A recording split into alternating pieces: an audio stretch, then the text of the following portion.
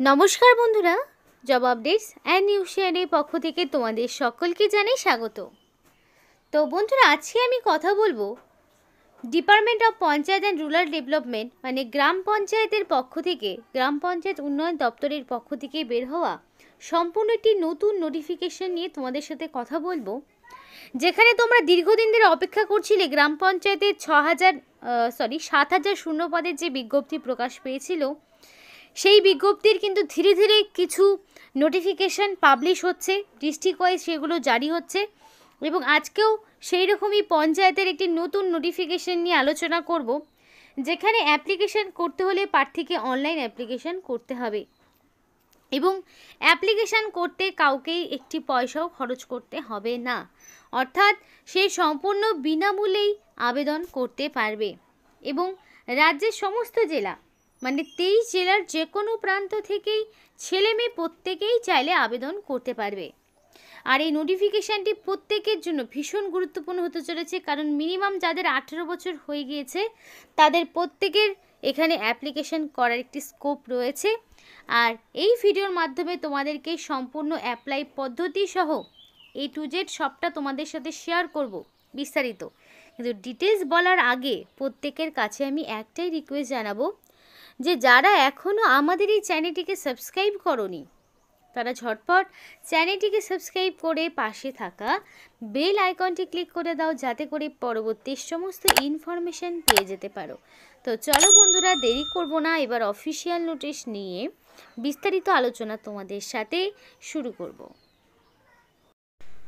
তো ফার্স্টে তোমাদের জেলাগুলোর নাম বলি, যে কোন কোন জেলা থেকে অ্যাপ্লিকেশন করা যাচ্ছে সেই সমস্ত জেলাগুলোর নাম আগে মেনশন করি। রয়েছে আলিপুরদুয়ার ডিস্ট্রিক্ট, বাঁকুড়া, বীরভূম, কোচবিহার, দক্ষিণ 24 পরগনা, দক্ষিণ দিনাজপুর, দার্জিলিং, হুগলি, হাওড়া, জলপাইগুড়ি, ঝাড়গ্রাম, কালিম্পং, কলকাতা, মালদা, মুর্শিদাবাদ, নদিয়া, পশ্চিম বর্ধমান, পূর্ব বর্ধমান, পশ্চিম মেদিনীপুর, পূর্ব মেদিনীপুর, পুরুলিয়া, উত্তর 24 পরগনা, উত্তর দিনাজপুর। অর্থাৎ এখানে প্রত্যেকটি জেলা থেকেই অ্যাপ্লিকেশন করার সুযোগ রয়েছে। তো বন্ধুরা, তোমরা অবশ্যই তোমাদের জেলার নাম বা গ্রাম পঞ্চায়েত বা ব্লকের নাম কমেন্ট করে জানাও, যাতে করে সেই সমস্ত ব্লক বা পঞ্চায়েতে এক্স্যাক্টলি কোন পোস্টে ভ্যাকেন্সি কতগুলো রয়েছে সেগুলোর ডিটেলস দিতে আমাদের সুবিধা হবে। আর আরেকটা বিষয় বলে রাখি, এখানে প্রত্যেকটি জেলা থেকেই আবেদন করতে পারবে, এটা কিন্তু বারবার বলছি, আর সেটা পঞ্চায়েত হোক কিংবা পৌরসভা, প্রত্যেকটি লোকেশন থেকেই অ্যাপ্লিকেশন করা যাবে। তো অ্যাপ্লিকেশন করতে গেলে প্রার্থীকে www.wbprd.government.in এই যে অফিসিয়াল ওয়েবসাইটটি দেখছো, এই অফিসিয়াল ওয়েবসাইটে গিয়ে তোমাদেরকে অনলাইন অ্যাপ্লিকেশন করতে হবে। আর সেই অ্যাপ্লিকেশন 24শে মার্চের মধ্যে তোমাকে কমপ্লিট করতে হবে। 24শে মার্চ হচ্ছে অ্যাপ্লিকেশন করার লাস্ট ডেট, কিন্তু এই নির্দিষ্ট সময়ের পরে তোমাদের কিন্তু সেই সুযোগ থাকবে না অ্যাপ্লিকেশন করার। আর এখানে তোমাদের কোনো রকম এডিট উইন্ডো দেওয়া হচ্ছে না, অর্থাৎ যদি কোনো ভুল ত্রুটি কিছু ঘটে থাকে তাহলে সেইটা কিন্তু কারেকশানের কোনো স্কোপ তুমি পাবে না। তাই যখন অ্যাপ্লিকেশন করবে সম্পূর্ণ সঠিক তথ্য দিয়ে মানে নির্ভুল তথ্য দিয়েই অ্যাপ্লিকেশন করার চেষ্টা করবে। Notification West Bengal state rural ডেভেলপমেন্টের পক্ষ থেকে বেরিয়েছে। নোটিফিকেশনের নাম্বারও এখানে রয়েছে, নোটিফিকেশনের নাম্বার দিয়েও যদি তোমরা সার্চ করো তাহলেও কিন্তু নোটিফিকেশন ডাউনলোড করতে পারবে। তো অ্যাপ্লিকেশন করতে গেলে তোমাদের সাবমিট করতে হবে অনলাইন অ্যাপ্লিকেশন। কোনো রকম ইনকমপ্লিট অ্যাপ্লিকেশন করলে অ্যাপ্লিকেশন সম্পূর্ণই ক্যান্সেল হয়ে যাবে। আর লাস্ট ডেট পেরিয়ে যাওয়ার পরে কোনো রকম অ্যাপ্লিকেশন করলে হবে না। আর ইনকমপ্লিট বা ভুল ত্রুটি থাকলে সেই অ্যাপ্লিকেশন তো ক্যান্সেল হবেই। আর পরবর্তীতে যদি তোমাদের সিলেকশন প্রসেস বা তোমাদের ইন্টারভিউ কবে হবে বা কী বিষয় সবটা যদি জানতে হয়, রেগুলার বেসিসে এদের অফিসিয়াল ওয়েবসাইটটা ভিজিট করবে। এবার তোমাদের অ্যাপ্লিকেশন করার ক্ষেত্রে যে অফিসিয়াল ওয়েবসাইটটি বললাম সেখানে গিয়ে তোমাদের কিছু কিছু মানে জিনিস মনে রাখতে হবে, যেগুলো না থাকলে অ্যাপ্লিকেশন ক্যান্সেল হতে পারে। সেগুলো হচ্ছে, প্রপার ফটোগ্রাফ যদি ক্যান্ডিডেটের না থাকে তাহলে সেই ক্ষেত্রে অ্যাপ্লিকেশন বাতিল হবে। যদি ডেট অফ বার্থ না মেলে ডকুমেন্টসের সাথে, সেক্ষেত্রে অ্যাপ্লিকেশন ক্যান্সেল হবে। Address for communication for the candidate সেগুলো যদি প্রপারলি না দাও তাহলেও অ্যাপ্লিকেশন ক্যান্সেল হবে। তুমি যদি প্রপার সিগনেচার আপলোড না করো তাহলে সেক্ষেত্রেও অ্যাপ্লিকেশন ক্যান্সেল হবে। তাই যেই জিনিসগুলো তোমাদেরকে বললাম সেগুলো মাথায় রেখে তোমাদের অ্যাপ্লিকেশন করতে হবে, যাতে করে নিজেদের ভুলের জন্য অ্যাপ্লিকেশন ক্যান্সেল না হয়ে যায়। তো শর্ট লিস্টেড ক্যান্ডিডেটকে পরবর্তীতে সিলেকশন প্রসেসের জন্য ডেকে নেওয়া হবে। তো এখানে অ্যাপ্লিকেশন করার পর তোমাদের অ্যাডমিট কার্ডটা এদের অফিসিয়াল ওয়েবসাইট থেকে ডাউনলোড করতে হবে এবং শর্ট লিস্টেড ক্যান্ডিডেটদের নাম অফিসিয়াল ওয়েবসাইটে আপলোড করে দেওয়া হবে। কিংবা তোমরা কিন্তু যারা অ্যাপ্লিকেশন করবে তাদের যে পার্সোনাল মেল আইডি, যেই মেল আইডি তোমরা অ্যাপ্লিকেশন করার সময় দেবে, সেই মেল আইডিতে সেই ইনফরমেশান যাবে। এবং সিলেকশন প্রসেসে অ্যাপিয়ারিং হওয়ার জন্য কোনো রকম ট্রাভেলিং অ্যালাউন্স দেওয়া হবে না। এবং ডকুমেন্ট ভেরিফিকেশনের সময় সমস্ত রকম অরিজিনাল সাথে সেগুলো জেরক্স কপি সঙ্গে আনতে হবে, নইলে তোমাদের ডকুমেন্ট ভেরিফিকেশনে অ্যালাউ করা হবে না। তো আমি অফিসিয়াল ওয়েবসাইটটি ওপেন করে নিয়েছি। এখানে আসার পরে আমি সরাসরি এবার অ্যাপ্লিকেশন প্রসেসটি তোমাদেরকে দেখাবো। তো অ্যাপ্লিকেশন করতে গেলে তোমাদের দেখো, যাদের এর আগে অ্যাপ্লিকেশন করা ছিল মানে তারা সরাসরি সাইন আপ করবে, পোস্টের নাম চুজ করবে, মেল আইডির জায়গায় মেল আইডি, ক্যাপচার জায়গায় ক্যাপচার দিয়ে ডাইরেক্ট লগ ইন করবে। আর যারা একেবারেই নতুন ক্যান্ডিডেট, একদম নতুন, তারা সরাসরি লগ ইন অপশানে ক্লিক করতে হবে তাদেরকে।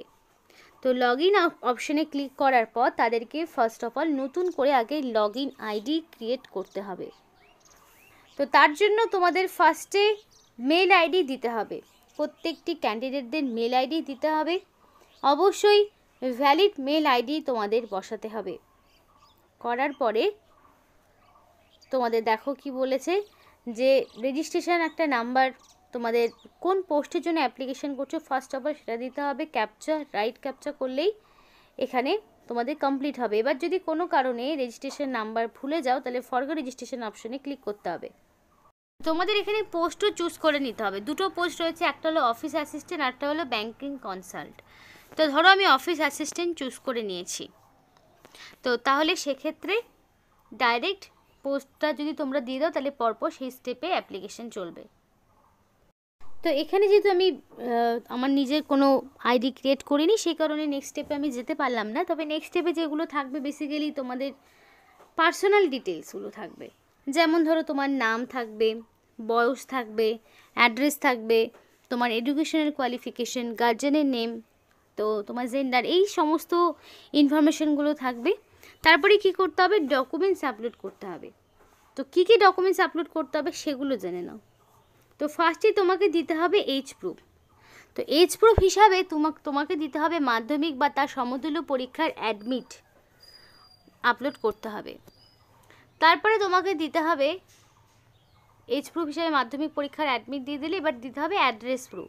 অ্যাড্রেস প্রুফ হিসাবে আধার কার্ড, ভোটার আইডি, এগুলো তুমি দিতে পারো। দেন তোমাকে দিতে হবে ডেট অফ বার্থের প্রুফ। ডেট অফ বার্থের প্রুফ হিসাবে তো তোমাদের তো এটা বলে দিলাম। তারপরে তোমার কাস্ট সার্টিফিকেট, যদি তোমার এখানে ইউআর ছাড়া তুমি যদি ওবিসি, এসসি, এসটির মধ্যে পড়ো, তো এবার তোমাদের কাস্ট সার্টিফিকেট ভ্যালিড ধরো দিয়ে দিলে, তারপরে তোমাকে সমস্ত রকম এডুকেশনাল কোয়ালিফিকেশনের ডকুমেন্টস, যেমন ধরো মাধ্যমিক পাশের অ্যাডমিট, মার্কশিট, সার্টিফিকেট আপলোড করলে, তারপরে ধরো উচ্চ মাধ্যমিকের অ্যাডমিট, মার্কশিট, সার্টিফিকেট আপলোড করতে হবে। তারপরে ধরো গ্র্যাজুয়েশনের সমস্ত রকম সেমিস্টার ওয়াইজ ডকুমেন্টসগুলো আপলোড করতে হবে। তো এগুলো করার পর একটা আইডি প্রুফ দিতে হবে। আইডি প্রুফ হিসেবে তুমি চাইলে Aadhaar card, voter ID, PAN card, এই সমস্ত ডকুমেন্টসগুলো দিতে হবে। রিসেন্ট কালার পাসপোর্ট সাইজের ফটো আপলোড করবে, সিগনেচার আপলোড করবে। এইগুলো না থাকলে যেমন অ্যাপ্লিকেশন টোটালটাই তোমাদের ইনকমপ্লিট, অ্যাপ্লিকেশন সম্পূর্ণই বাতিল হয়ে যাবে। তোমাদের যে অফিস অ্যাসিস্ট্যান্ট পোস্টের কথা বললাম, এর জন্য তোমার লাগবে গ্র্যাজুয়েশন, মানে মিনিমাম তোমার স্নাতক পাস। তো এই গ্র্যাজুয়েশনটা তোমার সায়েন্স হতে পারে, কমার্স হতে পারে, আর্টস হতে পারে, নর্মাল জেনারেল গ্র্যাজুয়েট হতে পারো। মিনিমাম গ্র্যাজুয়েশন থাকলেই তুমি আবেদন করতে পারবে এবং সেটা অবশ্যই 1/1/2025 অনুযায়ী তোমার কমপ্লিটলি গ্র্যাজুয়েশন থাকতে হবে। আর বয়স তোমার মিনিমাম 18 থেকে ম্যাক্সিমাম 40 পর্যন্ত রাখা হয়েছে, আর সেটা অবশ্যই 1/1/2025 অনুযায়ী হিসাব করা হবে। এবার সরকারি নিয়মমাফিক ওবিসি প্রার্থী হলে তো 3 বছরের ছাড় পায়, সেগুলো তারা পাবে। এসসি এসটি হলে তারা 5 বছরের ছাড় পায়, সেগুলো তারা পাবে। এবং এই অফিস অ্যাসিস্ট্যান্ট পোস্টের জন্য 26,000 টাকা পার মান্থ স্যালারি তোমরা এক্ষেত্রে পেয়ে যাবে। এবার যারা অ্যাপ্লিকেশান করবে রেগুলার বেসিসে এদের অফিসিয়াল ওয়েবসাইটটা ভিজিট করবে। এবং আরেকটি যেই পোস্ট রয়েছে সেক্ষেত্রেও তোমার কমার্স গ্র্যাজুয়েট লাগবে, তাহলেই তুমি আবেদন করতে পারবে। তো আর অ্যাপ্লিকেশান করার সময় অবশ্যই ভ্যালিড মেল আইডিতে অ্যাপ্লিকেশান করবে, কারণ শর্ট লিস্টেড ক্যান্ডিডেটকে সরাসরি ওয়াক ইন ইন্টারভিউর মাধ্যমে ডেকে নেওয়া হবে, মানে ফাইনালি তাদেরকে নিযুক্ত করানো হবে। কোনো রকমের রিটেন টেস্ট দিতে হচ্ছে না, অর্থাৎ লিখিত পরীক্ষা নেই। লিখিত পরীক্ষা ছাড়াই সরাসরি ওয়াক ইন ইন্টারভিউর দ্বারা যোগ্য প্রার্থীকে এখানে বাছাই করে নেওয়া হবে। তো এই ছিল আজকের সম্পূর্ণ ভিডিও। তো ভিডিওটি যদি তোমাদের ভালো লেগে থাকে অবশ্যই লাইক করো। এবং আরেকবার বলে রাখি, এখানে অ্যাপ্লিকেশন করতে কিন্তু কোনো রকমের ফিস দিতে হচ্ছে না। তো এখানেই শেষ করছি। সকলে সুস্থ থেকো, ভালো থেকো। আর ভিডিওটি সম্পূর্ণ দেখার জন্য তোমাদের সকলকে জানাই অসংখ্য ধন্যবাদ। আর শেষে যাওয়ার আগে একটাই কথা বলবো, চ্যানেলটিকে সাবস্ক্রাইব করো এবং পাশে থাকা বেল আইকনটি ক্লিক করে দাও, যাতে করে এই সমস্ত আপডেটগুলো তোমরা পেয়ে যেতে পারো।